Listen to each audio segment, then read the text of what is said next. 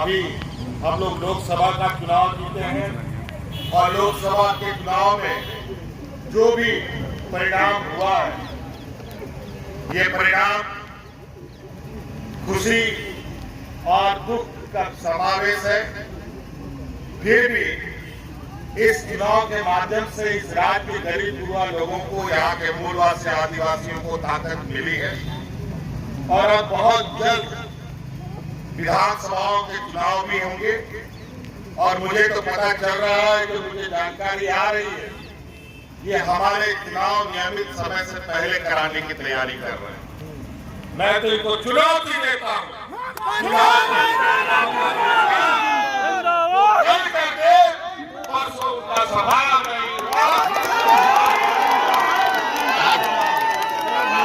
आज मैं जेल के अंदर 5 महीने से था। हमारे जेलों के अंदर आदिवासी, दलित, पिछड़ा, गरीब, गुरबा, ऐसे ऐसे लोग जेल में हैं जिनकी तकलीफ मैं बयान नहीं कर सकता। आज बड़ी सुनिश्चित तरीके से झारखंड जो खनिज संपदा राज्य है, जहां के खनिजों से पूरा देश का अर्थव्यवस्था चलता है, कई चीजों में सबसे अधिक हम लोग देश को रेवेन्यू देते हैं, वही बदले में हमें भीख मिलता है। अब ये काम नहीं होगा। अब बहुत जल्द राज्य में और देश के अंदर में एक ऐसा बड़ा बदलाव देखने को मिलेगा जहां गरीब गुरबा लोगों की आवाज सुनी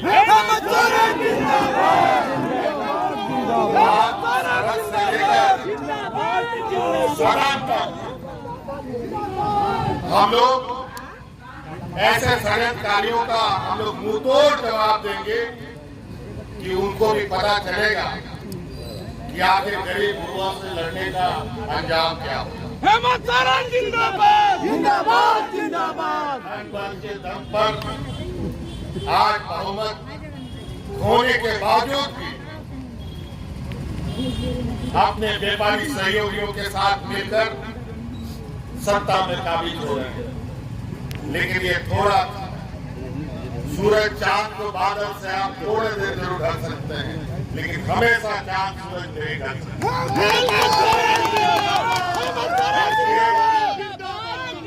आप लोगों का बहुत बहुत आभार है और इसी जोश के साथ कि आप लोग डटे कि किसी भी समय ये लोग अपने मन के मुताबिक, अपने षड्यंत्र के विषादों के मुताबिक फिर आने वाले राजनीतिक प्रतिद्वंद्विता का मैदान खोलेंगे, चुनाव की घोषणा करेंगे।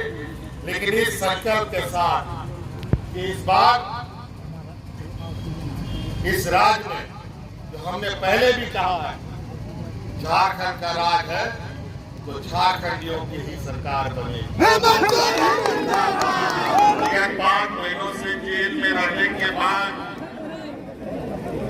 आज मैं आपके बीच में खड़ा हूं और आप सबको मालूम है कि मुझे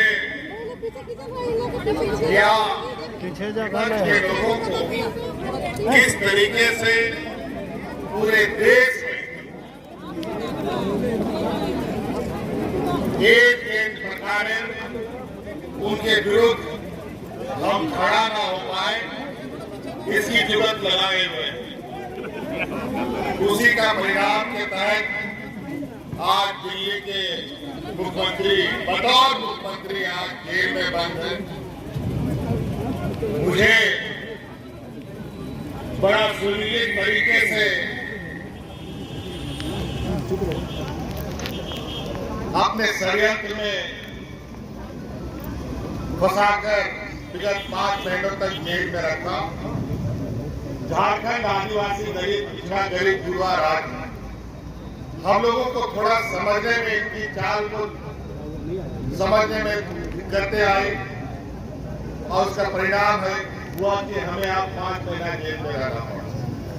खैर, कोई बात नहीं, न्यायालय ने मुझे बाहर निकाला, न्यायालय से हमें न्याय मिला और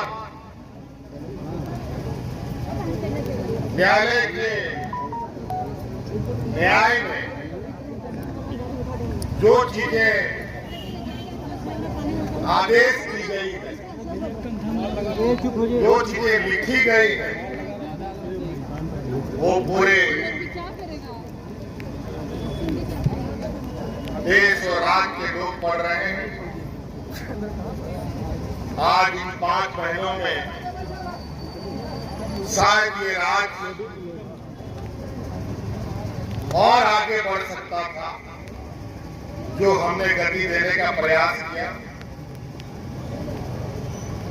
उस गति को हम लोग बहुत और रफ्तार दे सकते थे, लेकिन इनको डर था कि अगर हम और ज्यादा लंबा समय रह गए तो जो हमारे विरोधी हैं इस राज्य में, मूल रूप से भारतीय जनता पार्टी के लोग, ये आने वाला समय में इस राज्य में दिया लगा के ढूंढने से भी वो लोग नहीं मिलते। जिंदाबाद जिंदाबाद जिंदाबाद जिंदाबाद।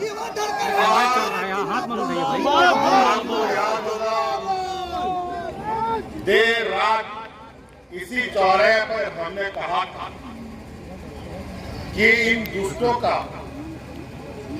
ताबूत में आखिरी कील ठोकने का वक्त आ गया।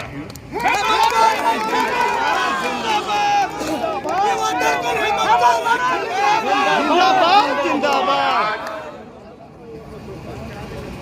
हम इस बात को हमेशा मान के चले हैं कि भगवान के घर में देर है अंधेर नहीं, और सच्चाई को आप किसी भी सीमेंट, किसी भी सिक्कर, किसी भी चीजों से दफन नहीं कर सकते।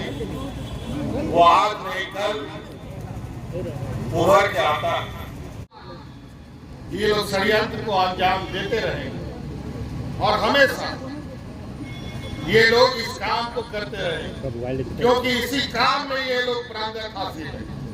भाई बहन को लड़वाएगा, भाई भाई को लड़ाएगा, जात धर्म को लड़वाएगा, हिंदू मुस्लिम के नाम पर, आदिवासी ईसाई सबना के नाम पर, अगड़ा पिछड़ा के नाम पर, अमीर गरीब के नाम पर। इन लोगों ने जो अपना डिग्री प्राप्त किया है वो इन्हीं चीजों में डिग्री प्राप्त किया है। लेकिन 2024 के लोकसभा चुनाव में देश की जनता ने उनको ऐसा लाठी मारा है, तो लाठी तो दिखा नहीं, लेकिन दर्द इतना है कि आज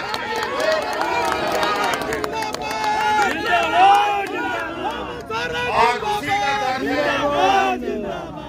उसी का दर्द है कि आए दिन जब पाप का धुआं भरता है ना, तो कई अलग अलग तरीके से ऐसी आवाजें सुनने को मिलती है जिससे ये आप एहसास कर सकते हैं कि यार ये साधारण घटना नहीं है, ये इनके करतूतों का फल है। चाहे वो नीट एग्जाम की पेपर लीक की बात हो, चाहे यूपीएससी की एग्जाम लीक की बात हो, चाहे ट्रेन दुर्घटना की बात हो, चाहे एयरपोर्ट ढह जाने का बात हो, तरह तरह की घटना। ये लोग ऐसे लोग हैं जो लोग सिरिंज से यहाँ के गरीबों का खून चूसने का काम करते हैं। आज इन लोगों ने कोरोना जैसे महामारी में भी फर्जी दवाई पूरे देश में सप्लाई करके लोगों को जान का खतरा में डाल दिया।